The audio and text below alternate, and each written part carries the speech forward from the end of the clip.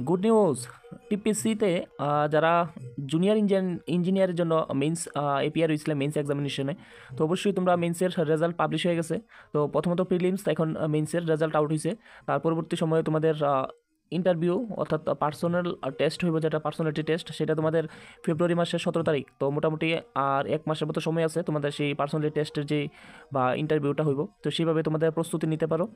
তো এখানে junior engineer জন্য যে টিইএস ত্রিপুরা ইঞ্জিনিয়ারিং সার্ভিস বলতে পারো, যে গ্রেড 5 ডিগ্রিতে, তো এখানে তিনটা আছে, যে একটা সিভিল এবং ইলেকট্রিক্যাল, এখন মেকানিক্যাল। তো তিনটা তোমরা ডিপার্টমেন্ট থেকে তোমরা এক্সাম দিছিলা এখানে। তো এখানে দেখো, যারা সিভিল ইঞ্জিনিয়ারিংয়ে তোমরা প্রফেশন বা কোয়ালিফিকেশন যারা আসছিল, তারা কিন্তু অনেক ক্যান্ডিডেট কিন্তু সিলেকশন পাইছে এখানে। মোটামুটি 490 মানে 490 জনের মতো সিলেকশন পাইছে, মিনস কোয়ালিফাই করছে। তাছাড়া এখানে আছে আরও নিচে পেজ দেওয়া আছে, সেকেন্ড পেজ, মেকানিক্যাল ইঞ্জিনিয়ার থেকে কিন্তু সেরকমভাবে কোয়ালিফাই করছে না, বা মেন্সের যে কাট অফ ক্লিয়ার করতে পারছে না হয়তো বা। তো এখানে মোটামুটি 26, তারপরে ইলেকট্রিক্যাল ইঞ্জিনিয়ারিংয়ে 29-এর মতো আছে। তো দেখো, মেন্স এক্সামটা কিন্তু খুব একটা লেভেলের হয়, কারণ প্রিলিমস, এখন মেন্স, তারপর ইন্টারভিউ। তো টিপিসির এক্সাম যেগুলো হয় মানে খুব হাই লেভেলের একটা হয়তো বা ইউপিসি লেভেলের মতো একটা এক্সাম হয় বা প্রসেসগুলো হয়। তো অবশ্যই সেইভাবে তোমাদের পার্সোনালিটি টেস্টে লেগে সে প্রিপেয়ার হইতে পারো। তো বিভিন্ন ধরনের ইনস্টিটিউটে কিন্তু এরকম ভাইবার উপরে বা ইন্টারভিউ নেওয়া হয়, বা বিভিন্ন অনলাইনেও তোমরা বিভিন্ন জায়গাতে ইন্টারভিউ দিতে পারো।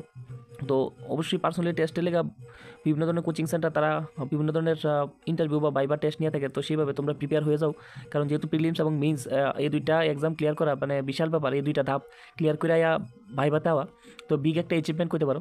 তাছাড়া আমি কারণ ত্রিপুরাতে এই ডিপার্টমেন্ট মানে সিভিল বা ইলেকট্রিক্যাল মেকানিক্যাল যারা এখন রানিং কোর্সে আসো, তোমরাও প্রিপেয়ার হো। নেক্সটে যখন টিপিএসসিতে আবার টিইএসের লেগে যখন আবার ফ্রেশ নোটিফিকেশন আইব, তো সেখানে যেন তোমরাও এক্সামে বসতে পারো। এবং আমি মনে করি যারা মাধ্যমিক বা 12 আসো বা গ্রাজুয়েশন এখন করতেছো, তো তোমরা অবশ্যই টিপিএসসি লেগে প্রিপারেশন নাও।